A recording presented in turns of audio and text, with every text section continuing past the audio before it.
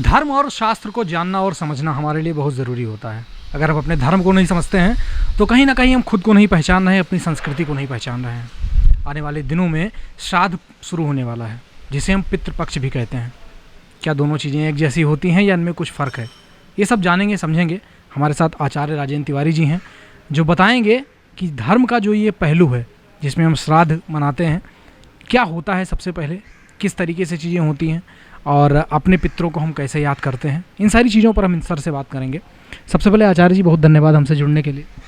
ओम देवताभ्य पितृभ्यश्च महायोगिभ्य एव च नमः स्वाहाये स्वधाये नित्यमेव नमो नमः।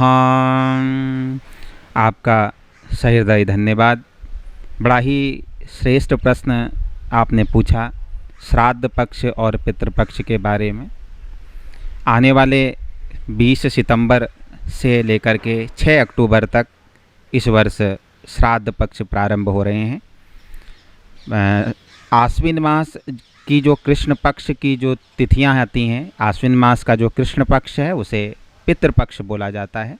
और पूर्णिमा जो भाद्रपद मास पूर्णिमा से लेकर के आश्विन मास जो कृष्ण पक्ष की जो अमावस्या है, ये 16 दिवसों का जो यह क्रम जो यह दिवस रहते हैं ये पितृपक्ष में आते हैं। 16 दिन का होने के कारणवश इसे महालय पक्ष भी बोला जाता है। और इस 15 दिनों में सभी लोग अपने पितरों को स्मरण करते हैं। तो सर्वप्रथम जानना है कि पितृ किसे कहते हैं। पितृ उसे कहते हैं जो हमारे प्रिय, हमें छोड़ करके, संसार छोड़ करके ब्रह्मलीन हो चुके हैं, संसार छोड़ करके चले गए हैं, उन्हें पितृ बोला जाता है। तो उन पितरों की प्रसन्नता के लिए, उन पितरों को संतुष्ट करने के लिए उनके पुत्र, उनके पौत्र उन्हें श्राद्धपूर्ण, श्रद्धापूर्ण कुछ ना कुछ चीज़ें अर्पण करते हैं। श्रद्धापूर्वक कोई चीज़ अर्पण करने से ही इसका नाम श्राद्ध पक्ष पड़ता है। यानी श्राद्ध जो है ये श्रद्धा विषय से बना हुआ है। श्रद्धाम जायते श्राद्ध, यानी जो हमारी श्रद्धा हमारे उन पूर्वजों के लिए, उन पितरों के लिए होती है, उसी को श्राद्ध बोला जाता है। हमने समझा कि आखिर पितृपक्ष क्यों मनाया जाता है, क्या उसका महत्व है।